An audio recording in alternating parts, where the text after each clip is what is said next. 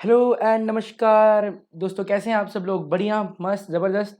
तो मैं सतीश मिश्रा आप लोगों का स्वागत करता हूं फिर से math by SM YouTube channel पे, which is dedicated for the topics of mathematics. And सिर्फ मैथमेटिक्स ही नहीं, आने वाले टाइम में मैं और भी कुछ जनरल नॉलेज से रिलेटेड, जनरल स्टडीज़ से रिलेटेड कुछ टॉपिक्स का भी वीडियोज़ यहाँ पे लेके आऊँगा। ठीक है, तो मतलब जो भी इंफॉर्मेटिव टॉपिक्स होंगे, कुछ ऐसे इन्फॉर्मेशन जो मैं आपके साथ एक्सचेंज कर सकता हूँ, वो सब के भी वीडियोस यहाँ पे आने वाले हैं। ठीक है, फिलहाल तो अभी मैथ के लेक्चर्स का ही वीडियोस यहाँ पे आ रहा है। ठीक है, तो जैसा कि अ, आपको पता है कि हमने ऑलरेडी डिटर्मिनेंट टॉपिक स्टार्ट कर दिया है, जिसमें से ऑलरेडी हमने दो लेक्चर्स देख लिए हैं, राइट? दो लेक्चर्स कंप्लीट कर दिया है मैंने।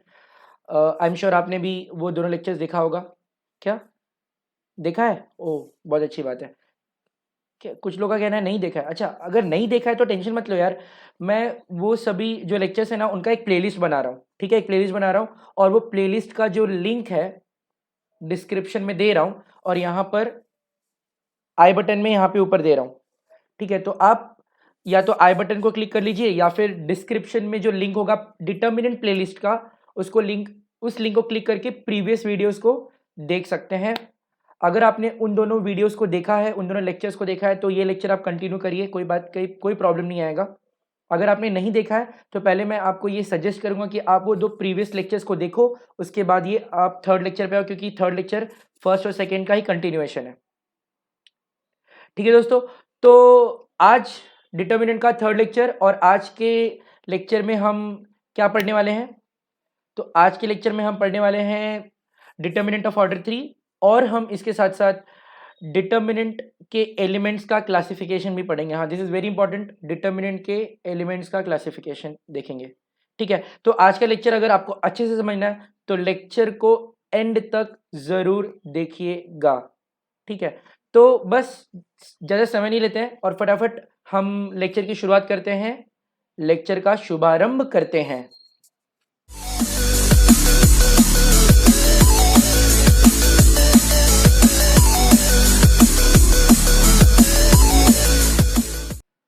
सो दोस्तों, जैसा कि मैंने बताया कि आज हम पढ़ने वाले हैं डिटर्मिनेंट ऑफ ऑर्डर 3 के बारे में, तो फटाफट फटाफट ये सब कुछ चीज़ें देखेंगे। ठीक है, ज़्यादा टाइम नहीं लेंगे और फटाफट हम टॉपिक्स को कवर करते जाएंगे।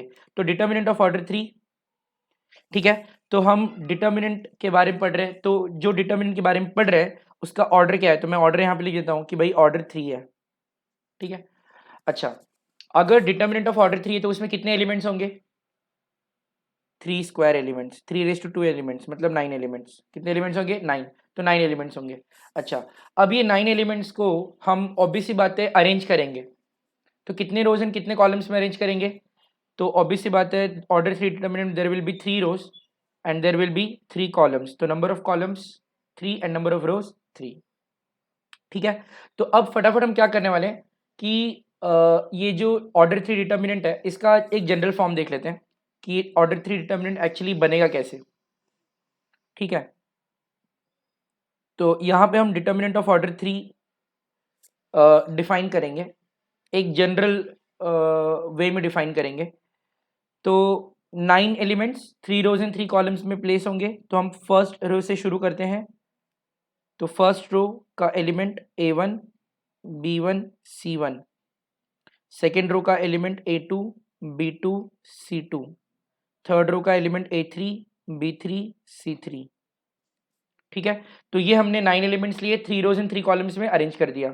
अब बिकॉज हमें इससे एज अ डिटर्मिनेंट डिफाइन करना है, तो ये जो एलिमेंट्स का अरेंजमेंट है इनको हम पैरेलल लाइंस के विद इन एनक्लोज कर देंगे, तो ये हमारा बन गया ऑर्डर 3 डिटर्मिनेंट।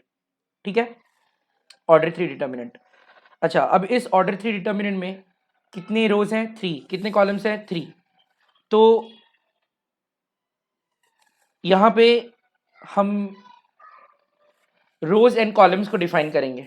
ठीक है, तो रो क्या होता है? हॉरिजॉन्टल ग्रुप, एलिमेंट्स का जो हॉरिजॉन्टल ग्रुप होगा, हॉरिजॉन्टल वे में अगर एलिमेंट्स को ग्रुपिंग करेंगे तो रो क्या है कहा जाएगा, और वर्टिकल वे में अगर एलिमेंट्स का ग्रुपिंग करेंगे तो उसको कॉलम कहा जाएगा।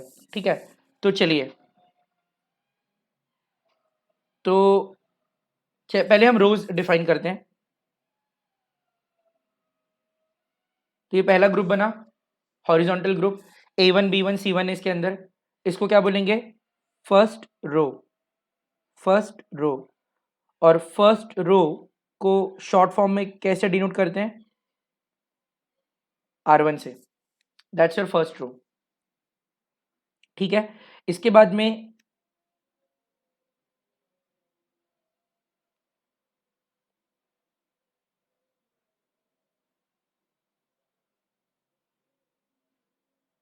अब देखो मैंने एक और ग्रुप बनाया, इस ग्रुप के अंदर अभी क्या आ रहा है? A2 B2 C2 आ रहा है, तो इसको बोलेंगे सेकेंड रो, सेकेंड रो। और सेकेंड रो को शॉर्ट फॉर्म में कैसे लिखते हैं? R2 से। और इसके बाद में A3 B3 C3। ठीक है, तो ये इनसे क्या बन रहा है? ये जो ग्रुप है इसको क्या बोलेंगे? Third row, third row. और थर्ड रो को शॉर्ट फॉर्म में क्या लिखेंगे? R3। राइट, तो हमने ऐसे 3 रोज डिफाइन कर दिए।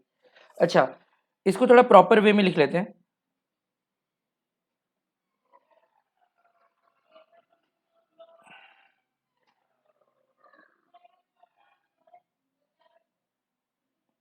ठीक है, तो फर्स्ट रो R1, तो R1 में कौन कौन से एलिमेंट्स आ गए?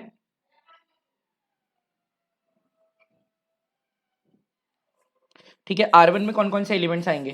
तो R1 में जो एलिमेंट्स होंगे वो होंगे A1 B1 C1। Right, A1 B1 C1, ये किस में? फर्स्ट रो के अंदर है। ऐसे ही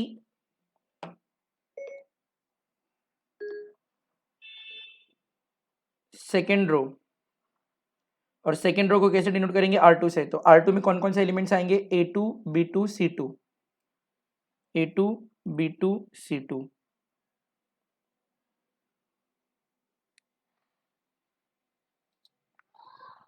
सो थर्ड रो में कौन कौन से एलिमेंट्स आएगा? A3 B3 C3। ठीक है, तो A3 B3 C3, these are the elements of third row. तो फर्स्ट रो फिर से बता देता हूं, फर्स्ट रो में ये A1 B1 C1 आएगा, इसको क्या बोलेंगे? R1। ये A2 B2 C2 किस में आएगा? सेकेंड रो में, इसको क्या बोलेंगे? R2। और ये A3 B3 C3 आएगा, इसको क्या बोलेंगे? R3। तो ये जो R1 R2 R3 वाली बात है ये आपको एकदम क्लियरली समझ में आनी चाहिए, क्योंकि आगे जाकर टॉपिक में इन सब का बहुत यूज है, R1 R2 R3 and so on. Okay, तो ये क्लियर होना चाहिए। तो आई होप ये R1 R2 R3 में कौन कौन से एलिमेंट्स आएंगे ये क्लियर हो गया रहेगा। ओके, इसके बाद में अब हम लोग वर्टिकल ग्रुप्स बनाएंगे। जैसे ये एक ग्रुप बना, इसको क्या बोलेंगे? First column, first column C1। और ये जो सेकंड ग्रुप बन रहा है इसको क्या बोलेंगे? Second column C2। और इसको क्या बोलेंगे? Third column C3। ठीक है, तो जैसे कि इस डिटर्मिनेंट में 3 कॉलम्स हैं, तो फर्स्ट कॉलम को C1 से डिनोट करना है, सेकंड कॉलम को C2 से डिनोट करना है, और थर्ड कॉलम को C3 से डिनोट करना है। और एक बात ध्यान देना कि यहाँ पे जो ये C1 C2 C3 में जो C यूज हो रहा है वो कैपिटल C है, कैपिटल C। ओके, अच्छा, अब ये पूछा जाए कि भाई कौन कौन से एलिमेंट्स कॉलम 1 में प्रेजेंट है, तो कॉलम 1 में कौन कौन से एलिमेंट्स प्रेजेंट है? A1 A2 A3। क्या लिखेंगे हम यहाँ पे? A1 A2 A3। So these are the elements in column 1। Column 2 में कौन कौन से एलिमेंट्स प्रेजेंट है? तो B1 B2 B3, B1 B2 B3। अब कॉलम 3 में कौन कौन से एलिमेंट्स प्रेजेंट है? तो कॉलम 3 में C1 C2 C3, these elements are present, C1 C2 C3। So these are the elements present in column 3। I hope अब आपको ये समझ में आ गया होगा कि फर्स्ट कॉलम में कौन सा एलिमेंट्स आएगा, सेकंड कॉलम में कौन सा एलिमेंट्स आएगा, थर्ड कॉलम में कौन सा एलिमेंट्स आएगा। तो क्विकली एक बार फिर से देख लेते हैं। फर्स्ट रो में A1 B1 C1, second row में A2 B2 C2, third row में A3 B3 C3, first column में A1 A2 A3, second column में B1 B2 B3, third column में C1 C2 C3। ठीक है, क्लियर? Okay, very good. तो ये चीज समझ में अगर आ गया तो अब हमें एक और बात समझना है कि भाई हर एक एलिमेंट का अपना एक खुद का पोजीशन है। क्योंकि अगर हम कोई भी एक एलिमेंट उठाए, जैसे A1 मैंने उठाया, तो हमें समझ में आ रहा है कि A1 जो है वो एक particular row and particular column में प्रेजेंट है, बराबर है। तो A1 कौन से रो एंड कौन से कॉलम में प्रेजेंट है, अगर ये पूछा गया तो आप क्या बोलोगे? सही सोचा आपने कि A1 जो है ये फर्स्ट रो फर्स्ट कॉलम में प्रेजेंट है, ठीक है। A1 is present in first row first column, ठीक है। सिमिलरली B1 कहाँ प्रेजेंट है, तो first row second column, C1 first row third column, A2 कहाँ प्रेजेंट है, second row first column, B2 second row second column, C2 कहाँ present है, ये C2 कहाँ प्रेजेंट है, तो second row third column, A3 कहाँ प्रेजेंट है, so A3 is present in third row first column, बराबर है। B3 कहाँ पे प्रेजेंट है, तो थर्ड रो सेकंड कॉलम, और C3 पे कहाँ पे प्रेजेंट है, so it is present in third row third column. Clear. तो अभी हर एक एलिमेंट का आपको पोजीशन भी समझ में आ गया होगा। अब क्या होता है कि जो डिटर्मिनेंट के एलिमेंट्स होते हैं उनको उनके पोजीशन के हिसाब से डिनोट करना रहता है, उनके पोजीशन के हिसाब से डिनोट करना रहता है। तो कैसे डिनोट करोगे, देखो, तो यहां पे मैं क्या करने जा रहा हूं, यहां पे मैं general form of determinant create करने जा रहा हूं। जनरल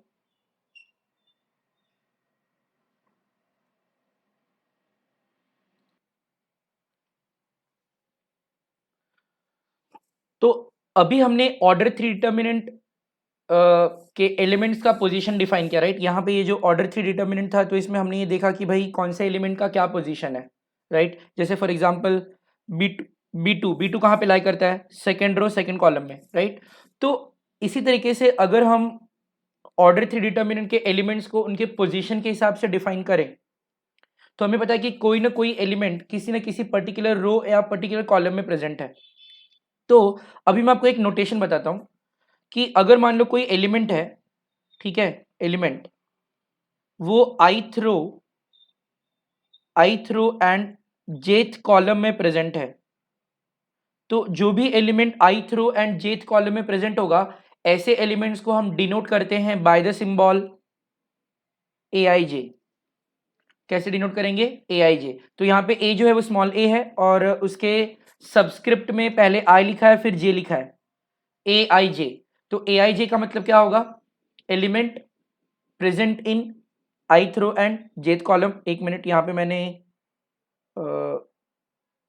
एलिमेंट प्रेजेंट इन नहीं लिखा,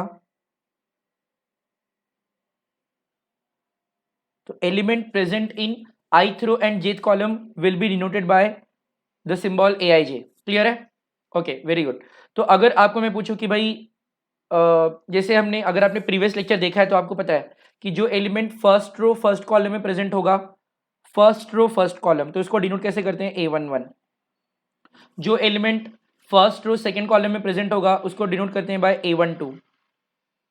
जो element second row first column में है उसको क्या बोलते हैं, a21। और जो element second row second column में है उसको क्या बोलते हैं, a22। तो अगर आपने प्रीवियस लेक्चर देखा तो आपको याद है कि हमने ऑर्डर टू डिटर्मिनेंट का जनरल फॉर्म बनाया था। तो ये हमारा ऑर्डर टू डिटर्मिनेंट है, इसके अंदर 4 एलिमेंट्स होते हैं, they are arranged in 2 rows and 2 columns. अब मैं एलिमेंट्स को क्या, हम एलिमेंट्स को क्या करने वाले हैं, उनके पोजीशन के हिसाब से बताएंगे। तो ऑर्डर टू डिटर्मिनेंट में हमने देखा था कि यहाँ पे a11 होता है, यहाँ पे a12 होता है, यहाँ पे a21 होता है और यहाँ पे a22 होता है। तो a11 तो पता ही है, element present in first row first column. a12 का मतलब element present in first row second column. a21 का मतलब element present in second row and first column. a22 का मतलब element present in second row and second column. तो ये तो हमने ऑर्डर टू डिटर्मिनेंट में किया था। अब ऐसे ही हम ऑर्डर थ्री डिटर्मिनेंट को लिखने जाएंगे, उसे लिखेंगे, उसे डिफाइन करेंगे, ठीक है। ओके, तो लेट्स डू दैट। तो ऑर्डर थ्री डिटर्मिनेंट में there are 9 elements, they are arranged in 3 rows and 3 columns. तो अगर मैं कोई एक रो लेता हूं तो उसके अंदर 3 कॉलम्स होंगे, और सिमिलरली अगर हम कोई कॉलम लेते हैं तो उसके अंदर 3 रोज होंगे। क्लियर है ये बात, ओके। तो हम पहले रो से शुरू करते हैं। तो a11 फर्स्ट रो के एलिमेंट्स लिख रहे हैं, तो a11 a12 a13। तो a11 का मतलब element present in first row first column, a12 का मतलब element present in first row second column, a13 का मतलब element present in first row third column. वैसे ही क्या होगा, a21 a22 a23, फिर a31 a32 a33। तो ये हमने 9 एलिमेंट्स को अरेंज कर दिया 3 रोज इन 3 कॉलम्स में। अब क्या करना है, यहाँ पे 2 लाइंस, 2 वर्टिकल लाइंस ड्रॉ कर देना है। ठीक है, तो ये हो गया हमारा ऑर्डर 3 डिटर्मिनेंट का जनरल फॉर्म। ठीक है, तो जैसे मैंने अभी A11 A12 A13 का तो मतलब समझ लिया हमने। A21 का मतलब क्या है? A21 मतलब element present in second row first column, right. फिर A22 का मतलब element present in second row second column. A23 का मतलब element present in second row third column. A31 का मतलब element present in third row first column. A23 का मतलब element present in third row second column. A33 का मतलब element present in third row third column. Clear है? अच्छा, अब एक चीज देखो कि डिटर्मिनेंट में वैसे देखा जाए तो डिटर्मिनेंट और मैट्रिसेस ये दो कनेक्टेड टॉपिक्स हैं। ठीक है, तो डिटर्मिनेंट एंड मैट्रिसेस में एक नॉर्म फॉलो होता है कि जब भी हमें रो एंड कॉलम एक साथ बताना है तो पहले हम रो को बताएंगे। तो जैसे हमें ये बताना था कि element present in ith row and jth column, मतलब एक ऐसा एलिमेंट जो ith row and jth column में प्रेजेंट है। तो उसमें देखो डिनोट करते समय हमने क्या किया, पहले तो हमने क्या किया, एक स्मॉल, पहले तो ए स्मॉल ए लिखा, फिर ith row and jth column. तो तो ये आई और जे कहाँ पे लिखा जाएगा, मतलब आई और जे जो है, आई जो जहाँ पे रो को बताता है, जे जो है वो कॉलम को बताता है। तो ऐसा डिसाइड हुआ कि ये सबस्क्रिप्ट में लिखा जाएगा, ए के सबस्क्रिप्ट में, यानी यहाँ पे नीचे छोटा सा। तो पहले रो को प्रेफरेंस है, रो का इंडेक्स लिखेंगे, उसके बाद कॉलम का इंडेक्स लिखेंगे। तो आइथ रो, तो इसलिए पहले आई, फिर जेथ कॉलम इसलिए उसके बाद में जे, तो ए आई जे। ठीक है, तो पहले रो स्पेसिफाई होगा, उसके बाद कॉलम स्पेसिफाई होगा, ये बात याद रखना। तो that's the general form of any order 3 determinant. Okay, चलिए एक क्वेश्चन लेते हैं।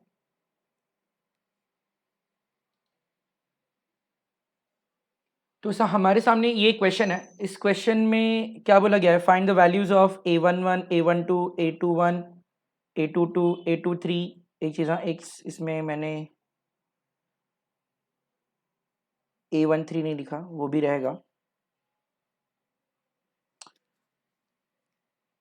तो हमें A11 A12 A13 A21 A22 A23 A31 A32 A33 इन सब का वैल्यू फाइंड करना है, और उसके साथ साथ हमें ये तीन एक्सप्रेशंस का वैल्यू भी कैलकुलेट करना है। तो पहला एक्सप्रेशन क्या है, A11 plus A23 minus A32।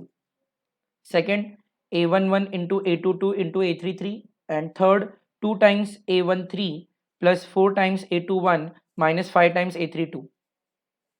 ठीक है, तो पहला टास्क ये है कि भाई ये A11 से लेके A33 तक के सारे वैल्यूज कैलकुलेट करने हैं। तो फटाफट करते हैं। तो हमारे सामने जो डिटर्मिनेंट है, देख सकते हैं कि 2 माइनस 5 4 फर्स्ट रो के अंदर है, -1 -3 1 सेकेंड रो में है, -3 0 2 ये किस में है, ये थर्ड रो में है, बराबर है।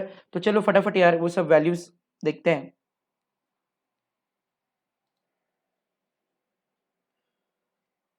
तो सोल्यूशन देखते हैं इसमें। तो यहाँ पे हमें सबसे पहले इन सभी एलिमेंट्स का वैल्यू फाइंड करना है।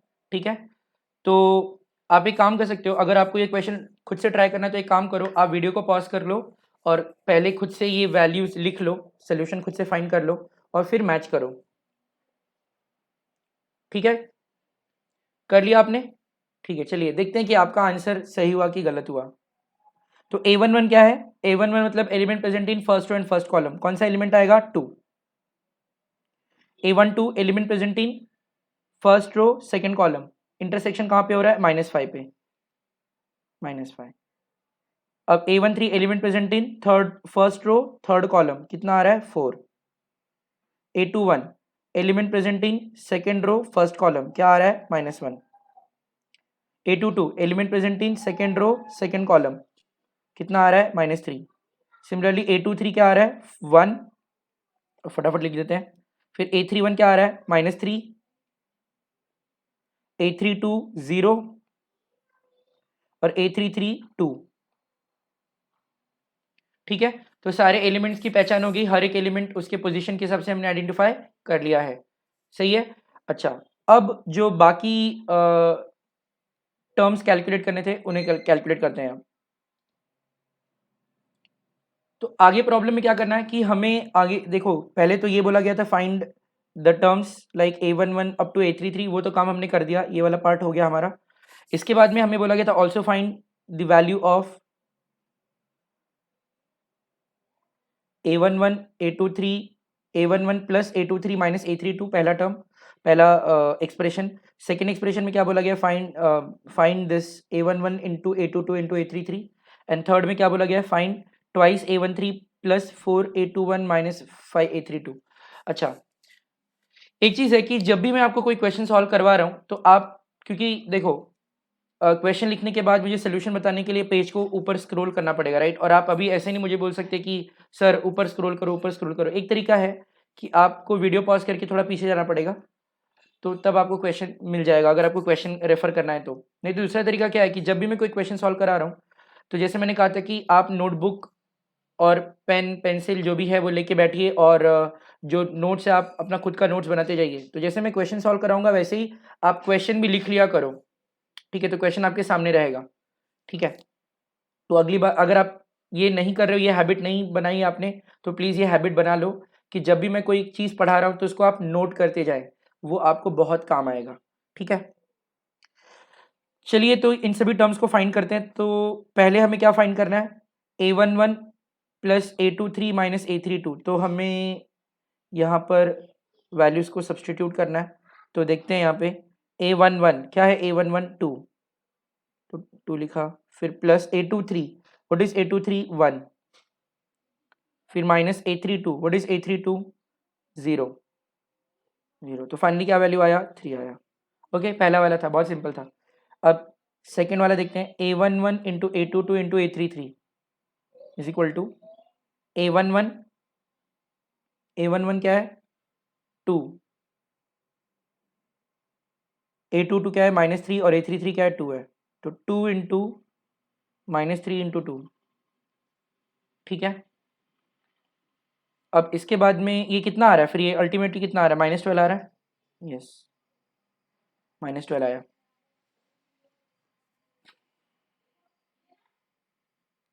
यस, अब हमें थर्ड वाले इस पे जाना है, थर्ड एक्सप्रेशन का वैल्यू फाइंड करना है। अब इसमें क्या बोला गया है,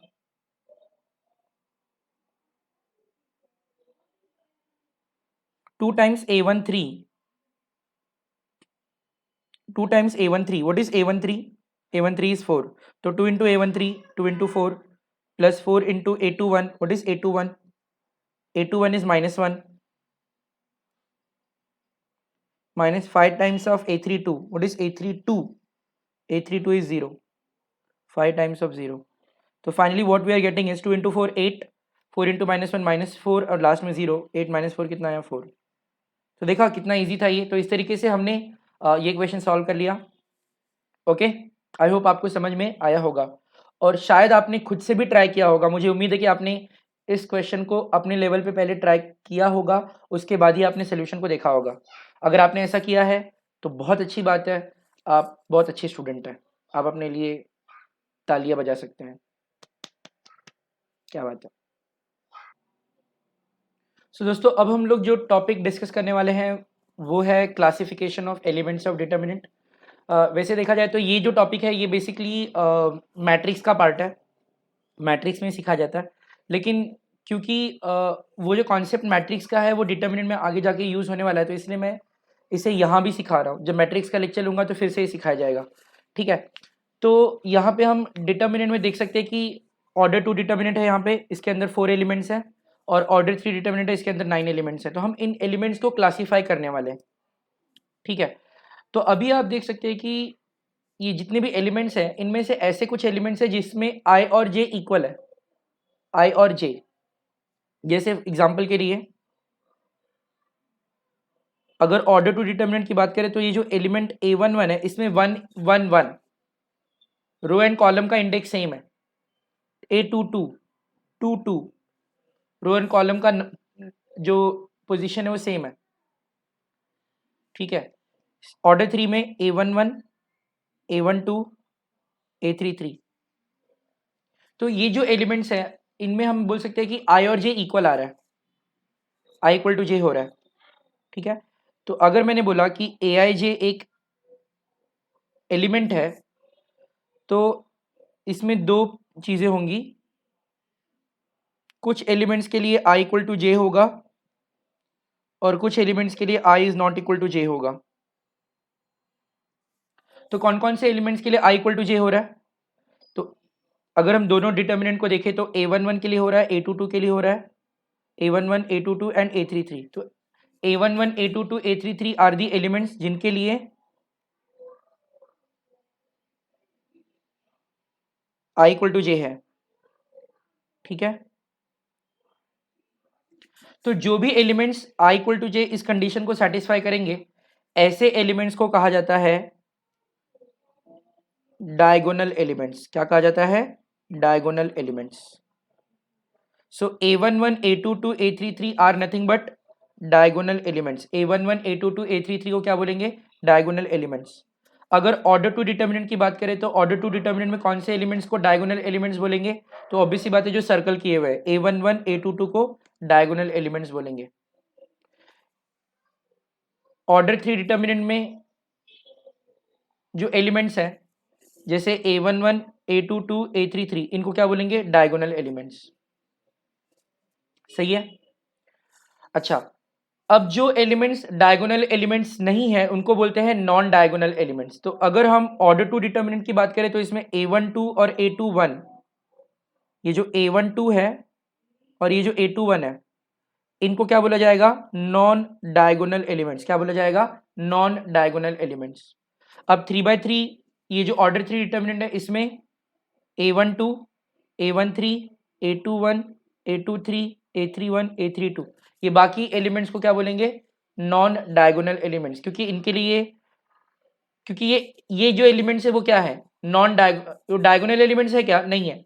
सिंपल सी बात है, जिनको हमने जो जिस जिस भी एलिमेंट्स के लिए i equal to j condition satisfy होगा उनको हम बोलेंगे डायगोनल एलिमेंट्स। जिसके लिए कंडीशन सेटिस्फाई नहीं होगा तो उसको क्या बोलेंगे? Non diagonal elements. और नॉन डायगोनल एलिमेंट्स में i इक्वल टू जे है क्या? नहीं। क्या होगा? i is not equal to J. आप चाहिए तो देख लो, इसमें इन सभी एलिमेंट्स में अगर आप i और j कंपेयर करोगे तो आपको समझ में आएगा कि i and j are not equal. देख सकते हो आप यहाँ पे 1 is not equal to 2, 1 is not equal to 3, 2 is not equal to 1, 2 is not equal to 3, 3 is not equal to 1, 3 is not equal to 2। मतलब i is not equal to j। तो i is not equal to j मतलब क्या? कौन सा elements? Non diagonal elements.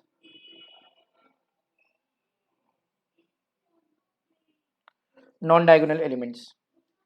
अच्छा, अब non diagonal elements में भी क्या होता है कि कुछ ऐसे एलिमेंट्स होते हैं जो डायगोनल के ऊपर रहते हैं, डायगोनल के ऊपर, और कुछ ऐसे एलिमेंट्स होते हैं जो ये डायगोनल के नीचे रहते हैं।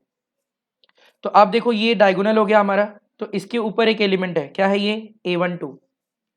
तो इसको बोला जाएगा अपर ट्रायंगुलर एलिमेंट। तो जो एलिमेंट डायगोनल के ऊपर होगा उसको बोलेंगे अपर ट्रायंगुलर एलिमेंट, और जो एलिमेंट डायगोनल के नीचे होगा उसको बोलेंगे लोअर ट्रायंगुलर एलिमेंट। तो a12 को क्या बोलेंगे? अपर ट्रायंगुलर एलिमेंट, और a21 को क्या बोलेंगे? Lower triangular element. ठीक है, तो अब 3/3 की बात करें तो ये हमारा डायगोनल है। तो डायगोनल के ऊपर 3 एलिमेंट्स है, कौन कौन से? a12 a13 a23। तो इन तीनों को क्या बोला जाएगा? Upper triangular element. और इस डायगोनल के नीचे भी 3 एलिमेंट्स है, a21 a31 a32, इनको क्या बोलेंगे? Lower triangular elements. तो a12 a13 a23 are upper triangular elements and a21 a31 a32 are lower triangular elements. तो होता क्या है कि ये जो कंडीशन है ना, i is not equal to j, i is not equal to j को फिर से दो पार्ट में डिवाइड करेंगे।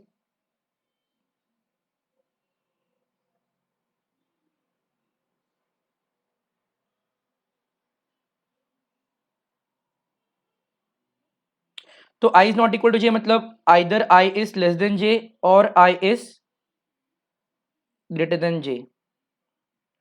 ठीक है, i is less than j कौन से टाइप के एलिमेंट्स के लिए सेटिस्फाई हो रहा है? i is less than j यानी पहला टर्म सेकंड से लेस। a12 में देखिए तो क्या हो रहा है? a12 में 1 इज लेस देन 2, और ये इसमें क्या हो रहा है? 2 इज ग्रेटर देन 1। तो इसमें क्या हुआ? i is less than j, और इसमें क्या हुआ? i is greater than j।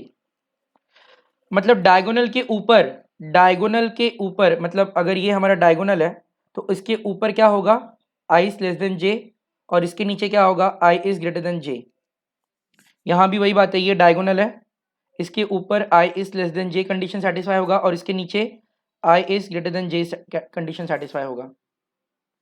तो A12, A13, A23 इनको हमने क्या बोला था, अपर ट्रायंगुलर एलिमेंट्स। इनको अपर ट्रायंगुलर एलिमेंट क्यों बोल रहे हैं? पहली बात कि इनको ट्रायंगुलर एलिमेंट्स क्यों बोल रहे हैं, ट्रायंगल वर्ड क्यों आ रहा है? क्योंकि अगर ये तीनों एलिमेंट्स को हम लोग ज्वाइन करेंगे तो एक ट्रायंगल फॉर्म होगा। करेक्ट हो रहा है, फॉर्म ट्रायंगल फॉर्म हो रहा है। तो ये तीनों एलिमेंट्स का जॉइन एक ट्रायंगल फॉर्म कर रहा है और ये ट्रायंगल डायगोनल के ऊपर है, इसीलिए क्या बोलते हैं, upper triangular element. Similarly diagonal के नीचे जो एलिमेंट्स है अगर उनको भी ज्वाइन करेंगे तो क्या बनेगा, ट्रायंगल बनेगा। और ये ट्रायंगल डायगोनल के नीचे है, इसलिए क्या बोलते हैं इसको, लोअर ट्रायंगुलर एलिमेंट। तो upper triangular element A12, A13, A23 बराबर, और lower triangular element A21, A31, A32 बराबर है। अच्छा, ये जो तीन एलिमेंट्स है इनमें क्या हो रहा है, I is less than J, मतलब अपर ट्रायंगुलर एलिमेंट्स के लिए क्या होगा, I is less than J। और ये तीनों एलिमेंट्स में क्या हो रहा है, I is greater than J, यानी लोअर ट्रायंगुलर एलिमेंट्स में I ग्रेटर देन J होगा। यानी इसका मतलब ये हुआ कि जो भी elements I less than J condition satisfy करेंगे उनको बोलेंगे, क्या बोलेंगे, अपर ट्रायंगुलर एलिमेंट्स। और जो भी elements I greater than J condition satisfy करेंगे उनको बोलेंगे लोअर ट्रायंगुलर एलिमेंट्स। क्लियर? तो भाई ये है हमारा क्लासिफिकेशन। अच्छा, एक और बात कि अपर ट्रायंगुलर एलिमेंट्स में कौन कौन से एलिमेंट्स आएंगे। अपर ट्रायंगुलर एलिमेंट में A12 आएगा, A13 आएगा, A23 आएगा। क्लियर है? और लोअर ट्रायंगुलर एलिमेंट में A31 आएगा, A32 आएगा और A21 आएगा।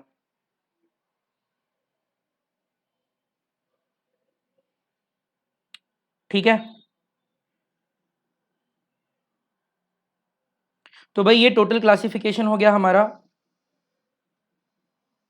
Elements of determinant. तो फिर से एक बार फाइनली देख लेते हैं कि Aij एक एलिमेंट है, तो कुछ elements I equal to j condition को सेटिस्फाई करेंगे और कुछ एलिमेंट्स में I is not equal to j condition satisfy होगा। जिसके लिए I equal to j condition satisfy हो रहा है उनको बोलेंगे डायगोनल एलिमेंट्स। डायगोनल एलिमेंट्स मतलब A11, A22, A33। और जो एलिमेंट्स डायगोनल नहीं होते हैं, मतलब उनके लिए I is not equal to j condition satisfy होता है, ऐसे एलिमेंट्स को बोलते हैं नॉन डायगोनल एलिमेंट्स। अब जो नॉन डायगोनल एलिमेंट्स है उनमें भी दो पार्ट में उन्हें क्लासीफाई करेंगे। कुछ एलिमेंट्स के लिए I is less than J condition satisfy होगा और कुछ एलिमेंट्स के लिए I is greater than J condition satisfy होगा। जिसके लिए I is less than J condition satisfy हो रहा है उनको बोलेंगे अपर triangular elements, A12, A13, A23। और जिसके लिए I is greater than J condition satisfy होगा उसको बोलेंगे lower triangular elements, A21, A31, A32। तो फिर से यहाँ पे आ जाते हैं। तो एक लास्ट टाइम रिवाइज कर लेते हैं इसको। तो ऑर्डर टू डिटर्मिनेंट में अगर मैं आपको पूछूंगा कि डायगोनल एलिमेंट्स कौन से हैं, तो A11, A22। Upper triangular element कौन सा है, A12। A12 क्या है, अपर ट्रायंगुलर एलिमेंट। और लोअर ट्रायंगुलर एलिमेंट कौन सा है, A21। क्लियर हो गया, ये ऑर्डर टू। अब अगर ऑर्डर थ्री डिटर्मिनेंट में अगर मैं आपको पूछूं कि डायगोनल एलिमेंट्स कौन से हैं, तो आप क्या बोलोगे, A11, A22, A33। ठीक है। अगर मैं पूछूं कि अपर ट्रायंगुलर एलिमेंट्स कौन से हैं, तो आप क्या बोलोगे, A12, A12, A13, A23। ये तीनों को ज्वाइन किया तो क्या बना, एक ट्रायंगल डायगोनल के ऊपर। तो ये तीनों एलिमेंट्स को क्या बोलेंगे, अपर ट्रायंगुलर। और लोअर ट्रायंगुलर एलिमेंट्स पूछूंगा तो क्या बोलोगे आप, A21, A31, A32। ठीक है, क्लियर हो गया। तो आई होप ये एलिमेंट्स का पार्ट, क्लासिफिकेशन वाला पार्ट आपको समझ में आ गया होगा। अच्छा, एक चीज और है। तो देखो, आपके दिमाग में एक क्वेश्चन आना चाहिए रिगार्डिंग द डायगोनल एलिमेंट्स, कि हम बोल रहे हैं कि भाई A11, A22 को डायगोनल बोलेंगे, डायगोनल एलिमेंट्स बोलेंगे। मान लो ये 4 पॉइंट्स है, यहाँ पे हर एक एलिमेंट एक पॉइंट है, तो मैंने इनको अगर ज्वाइन किया तो क्या बनेगा, स्क्वायर बनेगा। या रेक्टेंगल बनेगा, जो भी बनेगा। तो इसको अगर हमने इनको ज्वाइन किया तो ये डायगोनल बना। तो आप बोल सकते हो ना कि भाई ये भी तो डायगोनल है, बराबर, ये भी तो डायगोनल है। वैसे 3/3 में हम ये तीन एलिमेंट्स को डायगोनल एलिमेंट्स बोल रहे हैं। तो ये तीनों एलिमेंट्स को डायगोनल एलिमेंट क्यों नहीं बोल रहे, इन तीनों को, मतलब A13, A22, A31 को डायगोनल एलिमेंट्स क्यों नहीं बोल रहे हैं? इसका बहुत ही सिंपल सा रीजन है कि A13, A22, A31 ये जो तीन एलिमेंट्स हैं, ये इनमें कोई कॉमन प्रॉपर्टी सेटिस्फाई नहीं हो रहा है, इनमें कोई कॉमन चीज नहीं है। ठीक है, जैसे अभी इनमें क्या हो रहा है भाई, इन सब के लिए I इक्वल टू जे है, कॉमन प्रॉपर्टी सेटिस्फाई हो रहा है, तो डायगोनल एलिमेंट्स बोल दिया, एक ग्रुप बना दिया भाई I equal to j diagonal elements. आप मुझे बताओगे इन तीनों में क्या कॉमन प्रॉपर्टी है I और J के टर्म्स में? कुछ भी नहीं है। इसमें क्या है, I is less than J, इसमें I इक्वल टू J, इसमें I ग्रेटर देन J, तो कोई कॉमन प्रॉपर्टी आ रहा है क्या? नहीं। तो इसलिए जो ये वाला जो एलिमेंट्स होते हैं, यानी ये जो ऐसे आप जो ग्रुप बनाते हो, इस ग्रुप को हम लोग डायगोनल एलिमेंट नहीं बोलेंगे। डायगोनल एलिमेंट हमेशा ये तीनों एलिमेंट्स को बोलेंगे, और 2/2 में इन तीनों एलिमेंट्स को बोलेंगे। क्लियर हो गया? तो याद रखना, ऐसे जो ग्रुप बनेगा इसको डायगोनल एलिमेंट्स नहीं बोलना है, ठीक है?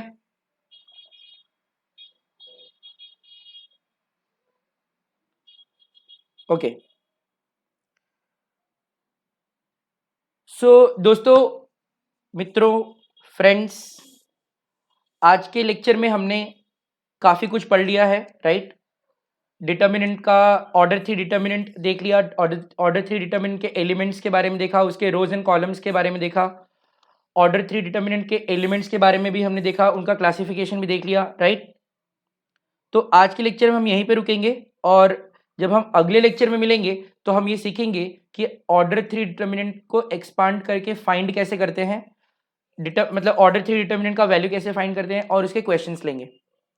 ठीक है दोस्तों, तो फिर आज मुझे आप आज्ञा दीजिए, मिलेंगे अगली बार, तब तक के लिए नमस्कार।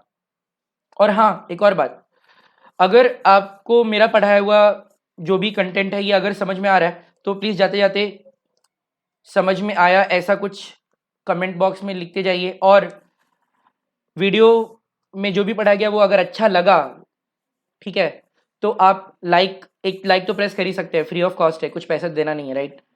तो इसको आप एक गुरु दक्षिणा जैसे ही समझ लो, राइट? क्योंकि मैं आपसे कोई फीस तो चार्ज नहीं कर रहा हूँ, फ्री ऑफ कॉस्ट पढ़ा रहा हूँ, दिन रात लेक्चर रिकॉर्ड करने के लिए मेहनत भी कर रहा हूँ, ठीक है?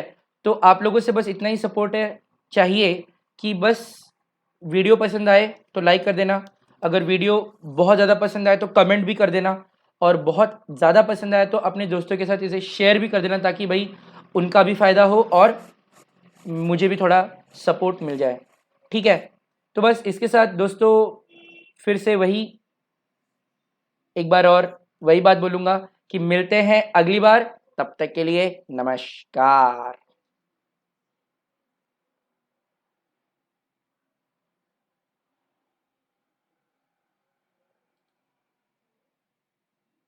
और हाँ, बहुत बहुत धन्यवाद।